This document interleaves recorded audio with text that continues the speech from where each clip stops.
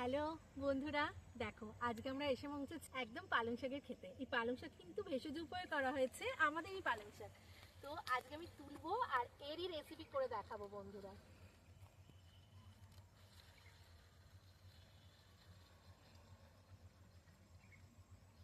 দেখতে পাচ্ছ কি তাজা পালং শাক, একদম জৈব সার, কিন্তু কোনো রকম ভাবে রাসায়নিক সার দেওয়া হয়নি।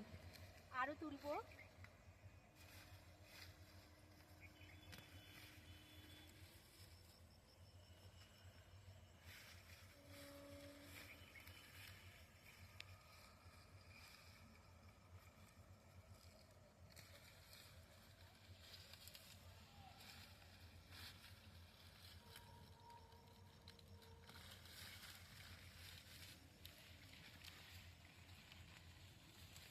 মাটিগুলো ঝেড়ে নিচ্ছি। দেখো বন্ধুরা কি তাজা।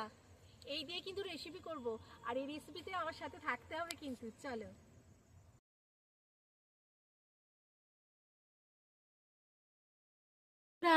আজকে আমি নিয়ে এসেছি একদম নতুন রেসিপি, পালক পনির আর গমের আটা দিয়ে তৈরি একটা নতুন ধরনের নাস্তা বা স্ন্যাক্স রেসিপি, যেটা অল্প পরিশ্রমে আর একদমই খুব সহজে, না স্টাফিং বানানোর ঝামেলা, না কোনো রকমভাবে নতুন করে কিছু করতে হবে, আর খুব হেলদি, কম সময় তৈরি হয়ে যাবে এই পালক পনির স্টাফড রোল।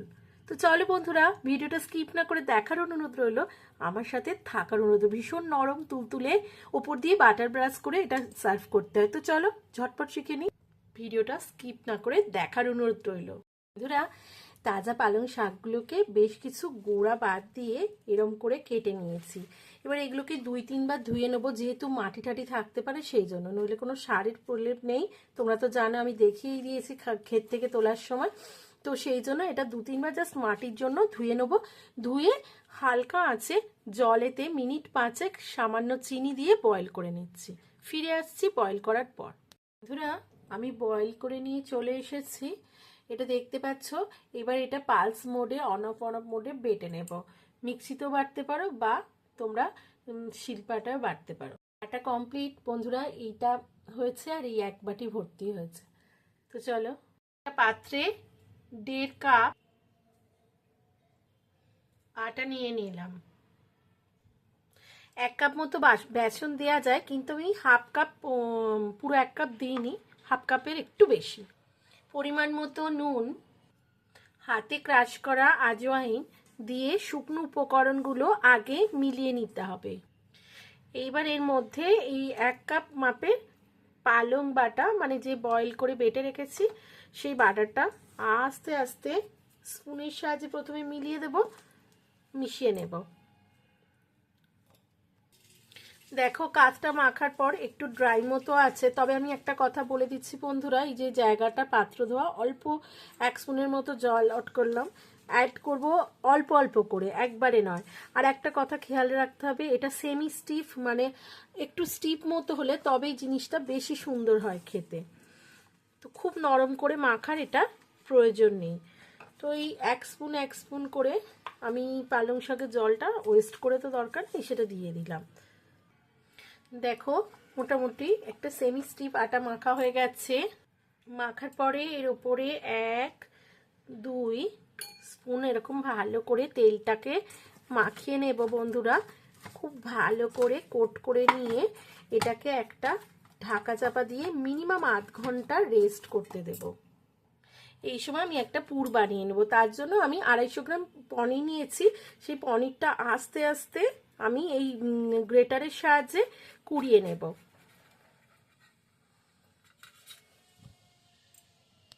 দেখো বন্ধুরা, আমি কুড়িয়ে নিয়েছি। এবার দেখো ওই কর্নকে, তোমাদের ফ্রোজেন হলে বয়েল করে নেবে, আমার টাটকা কর্ন ছিল, এটাকে আমি চপড করে নিয়েছি ছোট ছোট করে ছুরির সাহায্যে, বা যেটা দিয়ে সুবিধা হবে সেটা 1/2 কাপ মতো অ্যাড করে দিলাম। তোমরা তোমাদের পছন্দের মতো মেশাবে। আর আদা বাটা বা মিহি করে গ্রেট করা 1 স্পুন, গাজর একটা গোটা মিশিয়ে দেবো। আর দেবো লঙ্কা কুচি 2-3টে, তোমরা ঝালটা পছন্দের মতো দেবে। মিহি করে কাটা ক্যাপসিকাম কুচি, বন্ধুরা যে যতটা মিহি করে করবে সেটা পছন্দ মতো করবে। মিহি করে কোচানো ধনেপাতা কুচি। বন্ধুরা যে যে ভেজিটেবলস পছন্দ করো না বা পছন্দ করো অ্যাড করতে পারো নিজেদের মনের মতো, শুধু ছোট ছোট করে চপ করে নেবে। পরিমাণ মতো নুন, পরিমাণ মতো গোলমরিচের গুঁড়ো, সুন্দর টেস্ট আনার জন্য অল্প বিট নুন, তৈরি চাট মশলা আর একটু দিয়ে দেবো, দিয়ে খুব ভালো করে মিশিয়ে নেব।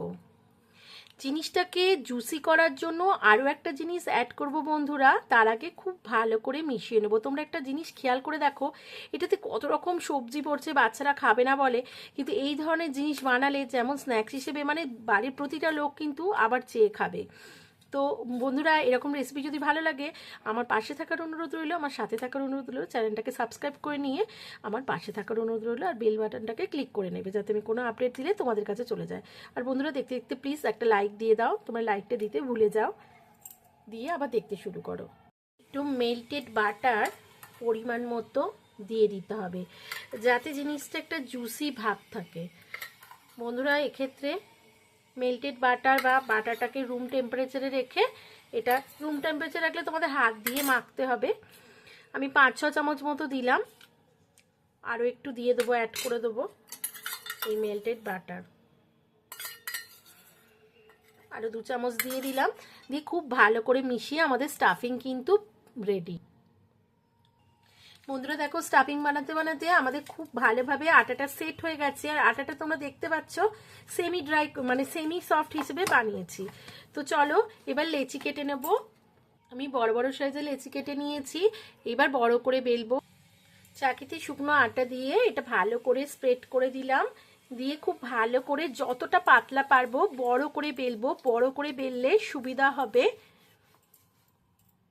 দেখো বন্ধুরা এরকম বড় করে বেলে নিয়েছি, এইবার এর মধ্যে আমি স্টাফিং দিয়ে দেব, খুব ভালো করে স্টাফিং দিয়ে স্প্রেড করে দেব, যতটা প্রয়োজন ততটা দেব।